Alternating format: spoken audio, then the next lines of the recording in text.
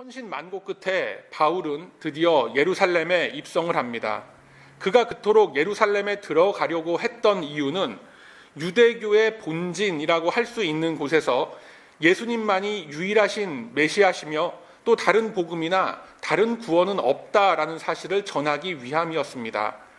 사실상 우리 기독교가 유대교를 그 모태로 하고 있다라는 점에서 바울의 이러한 결정은 이제 본격적으로 유대교의 중심지인 그 예루살렘이 선교의 대상 지역이 되었다라는 것을 의미하고 있는 겁니다.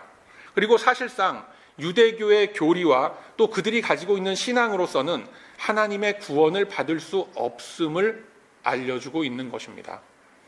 그렇기 때문에 우리가 한 가지 분명하게 알아야 할 것은 이러한 유대교로부터 파생된 어떤 이단이라고 할 수 있는 이슬람이나 기타 유사한 종교 집단을 통해서 메시아 신앙을 가질 수 있다거나 표현 방법의 차이가 있을 뿐 실질적으로 다 같은 종교다라고 하는 그런 주장은 완전히 틀린 그런 예가 되는 것입니다. 이 문제를 헛갈리지 마시기 바랍니다. 본래 종교라고 하는 것은 우리 기독교만을 이야기하는 것입니다. 우리들의 형식과 우리들이 가지고 있는 방법을 흉내낸 다른 유사 기타 집단들을 놓고 우리는 종교라고 부르지 않습니다. 천지를 창조하신 참 신이신 여호와 하나님을 믿는 종교는 우리 기독교밖에 없는 것입니다. 여러분, 이것은 배타적인 것이 아니라 유일무이한 진리를 우리만이 가지고 있다라고 하는 것입니다. 그러니까 현대 사회를 살아가는 이 현대 교회의 성도들은 이미 다 알고 있고 다 믿고 있는 그런 내용들이지만 초대교회 당시 상황은 결코 그렇지를 못했습니다. 본문 20절의 말씀을 보면 이러한 정황이 확실하게 드러나고 있습니다. 바울은 그동안 여러 선교지에서 있었던 일들을 예루살렘 교회의 지도자들에게 낱낱이 고했습니다. 그러자 그들이 하나님께 영광을 돌리며 바울에게 또 이렇게 말을 합니다. 형제여, 그대도 보는 바에 유대인 중에 믿는 자 수만 명이 있으니 다 율법에 열심히 있는 자라라고 바울에게 이야기를 합니다. 어떻습니까, 여러분? 뭔가 앞뒤가 맞지 않는 얘기 같죠? 믿는 자 수만 명, 성도 수만 명이 율법에 열심을 낸다라는 것이 뭔가 좀 이상하게 여겨지는 것입니다. 믿는 자라고 하는 것은 예수님만이 유일한 구원의 기림을 믿고 고백함으로써 따르는 무리를 의미하는 것입니다. 그래서 성도, 즉 거룩할 성자, 무리 도자를 써서 성도라고 부르는 거예요. 거룩한 무리라는 그런 말입니다. 신앙이 있는 성도들이 율법에 열심을 낸다라는 것은 그 당시 성도들이 사실상 유대교적인 관습과 문화에서부터 완전히 벗어나지 못하고 있었음을 의미하고 있는 것입니다. 본래 율법이라고 하는 것은 예수님께서 대속의 사역을 완성하시기 전에 하나님을 믿는 신앙의 척도로서 주어진 것이었습니다. 분명하게 알아야 할 것은 이 영혼의 구원이라는 것은 오직 믿음으로만 이루어진다라는 것입니다. 예수님이 이 땅에 오시기 전에는 그러면 어떻게 됐습니까? 율법을 믿고 따름으로써 구원을 얻었나요? 아니죠. 아브라함도 그렇고 모세도 그렇고 구약에 등장하는 모든 성도들도 모두 다 믿음으로 구원을 얻은 것입니다. 그들이 율법을 잘 지켜서 구원을 얻은 것은 결코 아니었습니다. 그런데 그 구원을 얻게 된 배경과 과정이 율법의 도를 지킨다라는 모습으로서 나타났던 것뿐입니다. 이 사실이 유대 왕조가 흐르는 속에서 형식적인 제도로서 굳어지게 되었고 신구약 중간기라는 암흑의 역사를 겪으면서 율법을 지켜야만 구원의 조건을 얻을 수 있다라는 이 유대교의 엉뚱한 교리로서 굳어진 것뿐입니다. 성경은 말씀하시길 율법의 도를 완벽하게 따를 수 있는 사람은 아무도 없다라고 합니다. 율법은 성도됨의 자질을 끌어올리기 위한 기준으로서 우리에게 제시되고 있을 뿐이다라고 성경은 증언하고 있는 겁니다. 그렇다면 도대체 율법은 아무런 소용이 없는 것인가라는 의문이 들게 되죠. 예수님은 이 문제에 대해서 말씀하시길 어떻게 말씀하셨냐면 나는 율법을 폐하려고 온 것이 아니라 오히려 율법을 완성시키려고 이 땅에 왔노라라고 말씀하셨음을 여러분 다 기억하실 줄로 믿습니다.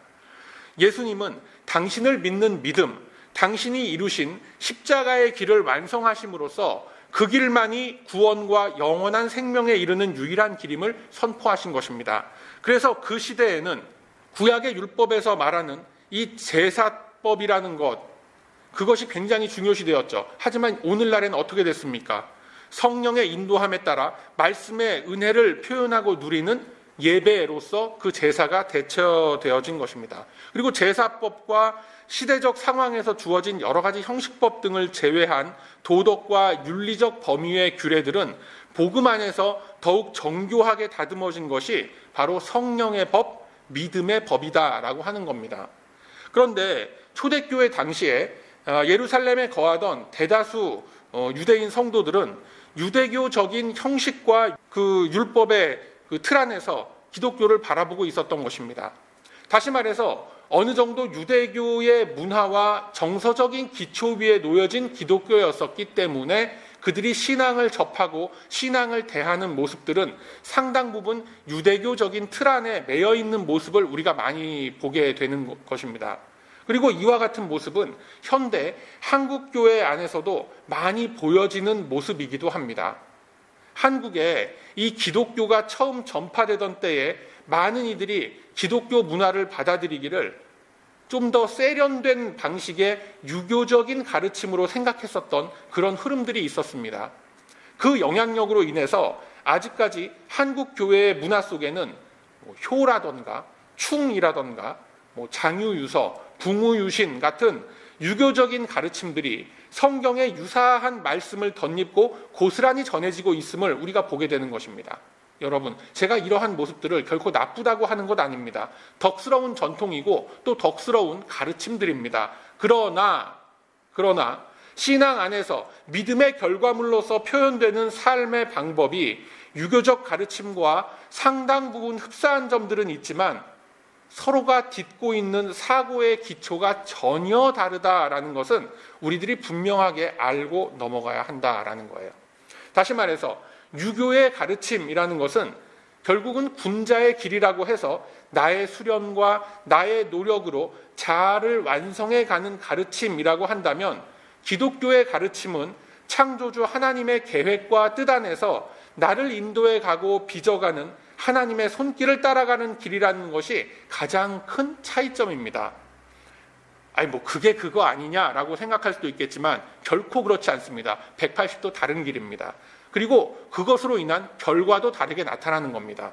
이 문제는 또 다른 테마의 문제이기 때문에 제가 다른 기회에 좀 더 자세히 다루도록 하겠습니다. 오늘 본문에서 다루고자 하는 내용은 지역과 시대 상황과 문화 형식에 맞게 복음이 전파되는 모습도 다양성을 띠게 되더라라는 것입니다. 복음이 주고자 하는 메시지는 시대와 공간을 초월해서 동일합니다.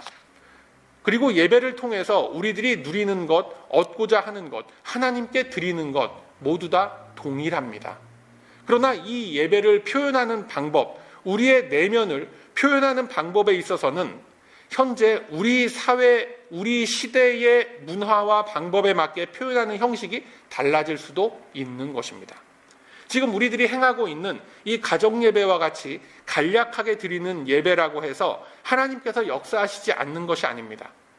또는 큰 무리가 한 곳에 모여서 웅장한 음악과 아주 일사불란한 진행으로 행하는 그런 예배라고 해서 하나님이 더욱 기뻐하시고 하는 거, 그런 거 아닙니다, 여러분. 하나님은 가장 먼저 마음의 중심을 보십니다. 표현되는 방법과 그 형식은 그 다음의 문제인 거예요. 하나님은 매우 유연하게 우리들을 다루어 가시고 각자의 상황과 공동체의 성격에 맞게 예비된 은혜를 허락하고 계신 것입니다. 그 안에 그리스도의 영을 허락하시고 말씀의 은혜를 주시고 하나님 안에서만 나눌 수 있는 값진 덕목들을 우리에게 허락하고 계신 것입니다. 오늘 본문에서 예루살렘에 있던 수만 명의 성도들은 이 바울을, 복음을 이해하지 못했습니다. 자신들이 이제껏 신정일치로 따르면서 믿었던 유대교의 가르침과 정치, 사회, 문화 속 그 테두리 안에서만 생각을 했었고 자신들이 경험했던 방법들만이 유일한 길이라고 확신했던 그런 무리들이었습니다. 그럴 수밖에 없는 것이 조상 대대로 그들은 말씀을 따르면서 살아왔고 그 말씀대로 행했을 때 어떤 일들이 자신들의 역사 속에 이루어져 왔었는지를 경험했던 그런 민족이었습니다. 그렇기 때문에 오히려 그들의 역사관과 신앙관이라는 것은 매우 협소했고 오직 자신들만이 하나님의 선택을 받은 민족이다라는 그릇된 자부심으로 일관했던 사람들이었습니다. 자신들이 역사 속에서 경험한 것들만이 전부인 것으로 착각하고 있었던 것이죠. 그러한 사람들이 예수 그리스도로서 완성된 구원과 복음을 듣고 기독교 신앙을 갖게 되었는데 아직까지도 그들은 자신들이 누려왔던 유대교의 선민 사상과 율법의 가르침으로부터 완전한 자유를 얻지 못했었던 것입니다. 그러한 사람들이 보았을 때에는 바울이 유대교의 예법을 중요하게 생각하지 않고 이방인들에게도 하나님의 백성임을 막 함부로 선포하는 그런 사역을 행했다라는 그런 소식들이 그렇게 달갑지만은 않았던 것입니다. 본문 21절에 보면 그들이 어떤 식으로 바울을 오해하고 있었느냐면 모세를 배반하고 아들들에게 할례를 하지 말고 또 규모를 지키지 말라 한다라고 이렇게 오해하고 있었습니다. 바울은 모세를 배반하라고 가르치지 않았습니다. 바울은 모세의 가르침이 의미하는 영적인 의미를 그리스도 안에서 찾으라고 한 것입니다. 바울은 할례를 하지 말고 유대교적 형식을 따르지 말아라 라고 했던 것이 아니라 그러한 것들은 복음이 완성되기 전에 연약하고 미약한 심령들을 붙들어 두기 위한 형식적 수단이었다라는 것을 선포했던 것입니다. 제가 누차례 예를 들었던 그런 말씀이기도 합니다만 하나님께서는 이미 유대민족이 광야 생활을 하고 있던 그 당시에 신명기의 말씀을 통해서 할례는 몸에 하는 것이 능사가 아니라 마음속에 가죽을 베어라, 마음속에 받는 할례를 받아라 라고 하셨음을 우리가 꼭 기억할 필요가 있는 것입니다. 본문 24절의 말씀을 보면 더욱 모순적입니다. 그 당시에 일부 초신자 신도들을 데리고 가서 유대교적인 예식을 행하고 거기에 따르는 그 비용마저도 바울이 부담을 한다면 바울에 대한 여러 가지 소문이 헛소문이고 바울 역시 율법을 열심히 지켜서 행하는 인물이다라고 생각할 것입니다 라고 바울을 권면하고 있어요. 여러분, 이런 권면이 누구 입에서 나온 얘기냐면 당시 초대교회 지도자들의 입에서 나온 얘기들입니다. 어찌 보면 바울에게 이제껏 바울이 전파했고 바울이 지켜왔던 복음의 내용들을 양보해라, 후퇴해라 하는 제안으로서 받아들여질 수가 있는 것입니다. 우리들이 예전에 살펴본 바와 같이 바울은 어떻게 고백했습니까? 어떠한 핍박과 환난 앞에서도 나의 목숨을 아끼지 않겠다. 심지어 예루살렘에서 나는 죽을 것까지도 각오했노라라고 했던 고백을 우리가 살펴본 바가 있죠. 그런데 이런 제안 앞에서 바울은 어떤 행동을 지금 취하고 있습니까? 이것이 바로 우리들이 깊이 생각해 보아야 할 복음의 전달 방법과 상황화라는 것입니다. 컨텍스투얼리제이션이라는 말을 여러분들이 들어보신 적이 좀 있으실지 모르겠습니다. 컨텍스투얼리제이션, 상황화라는 말이죠. 즉 상황화라는 말은 다른 사람의 상황 속에서 나와의 접촉점을 발견하고 그들의 상황에서 복음을 전달하는 데 있어서 방해가 되는 것들을 제거한다라는 의미예요. 더욱 쉽게 얘기하면 복음을 전하는 대상자들의 처지와 형편과 눈높이에 맞는 방법을 찾아가는 것을 의미한다라는 것입니다. 바울이 단호하게 비성경, 비복음적인 것들과 맞서야만 하는 것이 아닌가 하는 생각도 할 수 있지만 사실 바울은 더 큰 그림을 그리고 있었던 것입니다. 바울은 예루살렘뿐만이 아니라 당시 세계의 중심이었던 로마에까지 가서 복음을 전하는 것을 사역의 목표로 삼고 있었던 인물이었습니다. 당장 그 앞에 있는 유대인들뿐만이 아니라 더 나아가서 로마인들, 로마화된 유대인 이민자들, 디아스포라 이렇게 부르죠. 근교의 여러 이방 민족들에게 복음이 전파되기 위해서는 그는 먼저 유대교의 심장부에서부터 자신이 행하는 사역의 정당성과 그 근거를 정확하게 밝히고 나아가는 것이 필요했었던 것입니다. 그것이 바로 그를 예루살렘으로 인도했던 원동력이 되기도 했습니다. 여러분, 우리들이 흔히 하는 말 중에 전략과 전술이라는 말이 있습니다. 최종 목적인 전략을 이루기 위해서 여러 과정을 거치는 방법론, 즉 전술이라는 것을 선택해야 하고 바꾸어야 하는 과정이 우리에게 필요하다라는 거예요. 바울이 유대교의 예식을 행하고 율법의 그 형식적인 규례들을 행했던 것은 배교나 배신의 행위가 아니라 실제 당시 사회 속에 있었던 성도들에게 좀 더 적극적으로 다가가기 위한 몸짓이었음을 우리는 기억해야 합니다. 그리고 이 문제에 대해서 성경은 이렇게 설명하고 계십니다. 고린도전서 9장 19절 이하의 말씀에서 바울은 이렇게 말씀합니다. 내가 모든 사람에게 자유하였으나 스스로 모든 사람에게 종이 된 것은 더 많은 사람을 얻고자 함이라. 유대인들에게는 내가 유대인과 같이 된 것은 유대인들을 얻고자 함이요, 율법 아래 있는 자들에게는 내가 율법 아래 있지는 아니하나 율법 아래 있는 자같이 된 것은 율법 아래 있는 자들을 얻고자 함이요, 율법 없는 자에게는 내가 하나님께는 율법 없는 자가 아니요 오히려 도리어 그리스도의 율법 아래 있는 자이지만 율법 없는 자와 같이 된 것은 율법이 없는 자들을 얻고자 함이라 라고 말씀하고 있는 겁니다. 그리고 계속해서 말씀하기를 약한 자들에게는 내가 약한 자와 같이 된 것은 약한 자들을 얻고자 함이요, 여러 사람에게 내가 여러 모양이 된 것은 아무쪼록 몇몇 사람들을 구원코자 함이니 내가 복음을 위하여 모든 것을 행함은 복음에 참여하고자 함이라 라고 말씀합니다. 무슨 말인지 이해가 되시죠, 여러분? 그러면서 이러한 목적을 위하여 정확한 목표를 놓치지 말고 부지런히 달리기를 하라라고 경주에 비유해서 이 대목의 말씀을 정리하고 있는 것입니다. 즉 말씀의 범위 안에서 성령의 인도하심으로 내 앞에 있는 대상자들이 어떤 사람들인지를 먼저 정확히 알라라는 것입니다. 눈높이를 맞춰라, 상황화를 하라라는 거예요. 바울은 복음 전파, 영혼 구원이라는 이 변치 않는 전략과 예수 그리스도로부터 비롯된 복음, 즉 칭의와 성화의 말씀을 전하는 데 있어서 무엇이 가장 적합한 방법이었는지를 고민했었고, 자신의 앞에 있는 사람들이 어떤 존재들인지를 깊이 생각하고 그들을 품었던 것입니다.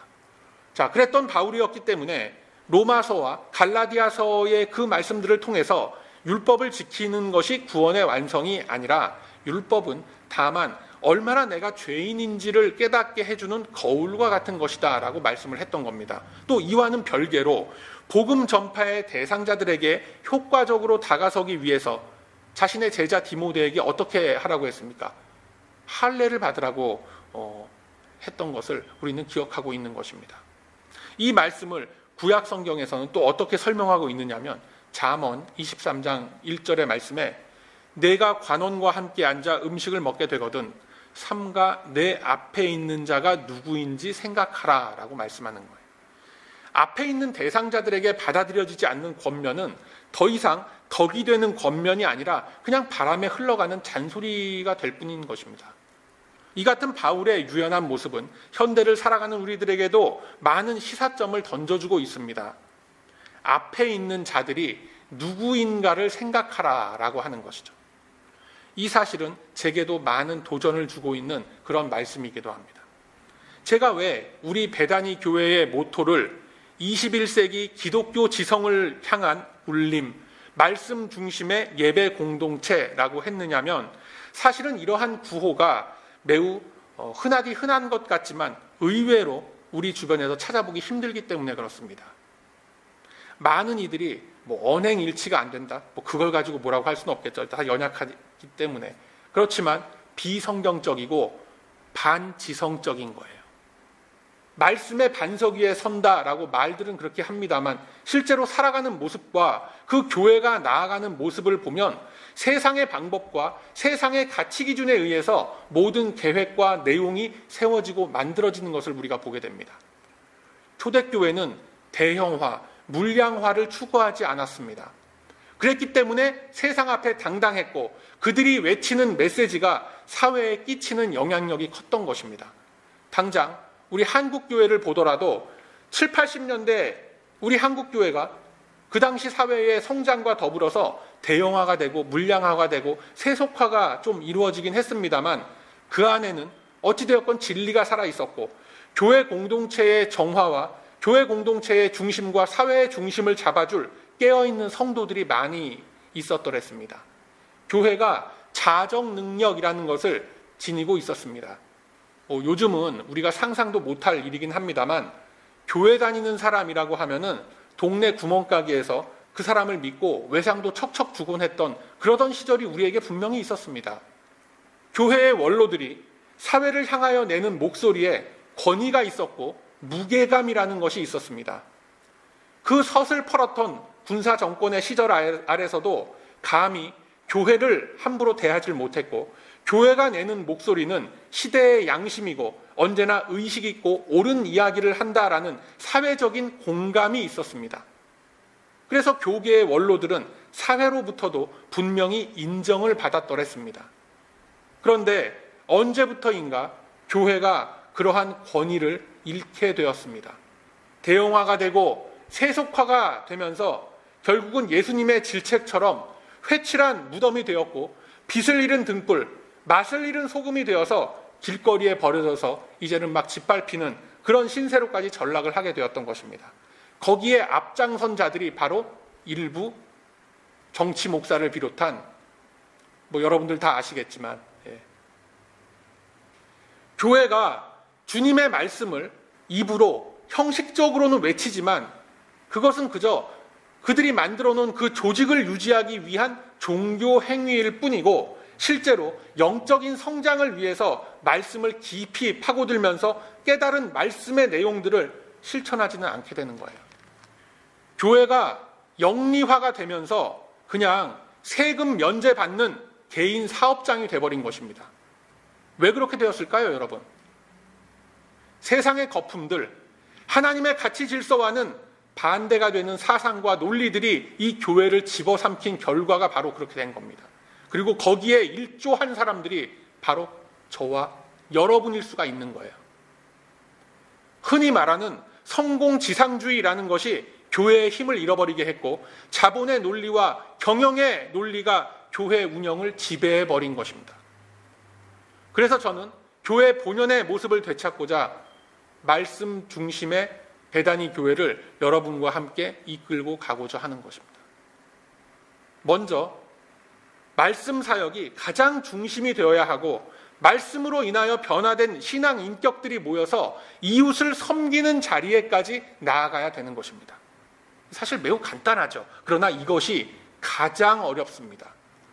말씀이라는 것은 하나님께서 성경을 통해서 계시하신 하나님의 음성이고 당신께서 이스라엘을 통하여 행하신 일들을 오늘날 우리들에게 보여주시려는 그 역사의 기록이기도 한 것입니다. 그래서 교회의 모든 예배와 친교와 구제와 나눔이 성경적 원리로서 진행되어야 하는 것입니다. 물론 우리들이 좀 보고 느끼기에 쌈박하고 좀 세련된 것들로서 장식이 되고 막 꾸며지고 하면 더욱 좋겠죠. 그러나 그러한 것들마저도 성경적 원칙에 맞는 것인가, 서로 간의 이해가 상충하는 부분이 있다면 어떤 것을 우선적인 가치로 놓을 것인가에 대한 정확한 기준이 있어야 한다라는 것입니다. 제가 이렇게 막 말씀을 드리면 많은 분들이 말씀이 굉장히 도전이 된다라고 하는데 또 한편으로 뭐라고 말씀하시냐면 굉장히 추상적이라고 말씀을 하세요. 그래서 제가 아주 현실적이고 구체적인 예를, 아주 간단한 예를 여러분들에게 한번 들어보이도록 하겠습니다. 교회의 비품을 사는 문제에 있어서 우리가 식사교제를 나누는 그 메뉴를 선택하는 문제에 있어서 아니면 예배당에 이런 카펫을 교환하고 교체하고 그 색상을 정하는 문제에 이르기까지 우리들의 짧은 식견으로서는 아니 어떻게 그런 것들까지 성경적 원리를 대입한단 말인가 이런 생각을 할 수가 있겠지만 성경은 그러한 부분에까지도 답을 주고 계시다라는 거예요. 놀랍습니까 여러분?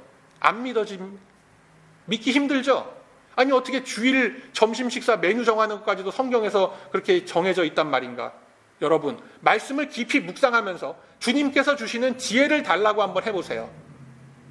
주님께서는 반드시 당신께서 원하시는 답을 우리에게 주고 계신 것입니다. 그래 본 경험이 없기 때문에 못 믿는 거예요, 여러분. 우리들은 성경 원리에 입각한 전략과 전술이라는 것을 오늘 이 사도 바울의 유연한 모습 속에서 우리의 실생활 속에 적용할 수 있어야 하는 것입니다. 제가 몇 가지 예를 한번 더 들어볼까요? 여러분, 자녀들에게 복음 전하고 싶죠. 참 그 말 안 듣고 교회 오기 싫어하는 그 아이들 어떻게든지 하나님을 열심히 믿는 그런 자녀들로 여러분 한번 만들어 보고 싶죠. 또 안 믿는 우리의 자녀들, 안 믿는 나의 아내, 안 믿는 나의 남편, 안 믿는 우리의 친정 식구들, 시댁 식구들 다 전도하고 싶죠. 그럼 어떤 방법이 가장 좋겠습니까? 아무리 내가 머리를 굴리려고 해도 답은 안 나옵니다. 내 생각에 빠져서 내 생각을 깊이 하면 할수록 과거에 내가 시도했다가 실패한 기억들만 되살아나면서 의기소침해지고 혈압만 오르게 되는 거예요. 답은 역시나 성경 안에 있습니다. 말씀을 깊이 묵상하고 기도로서 지혜를 구하는 것 외에는 다른 방법이 없습니다. 예수님께서 하신 말씀이에요.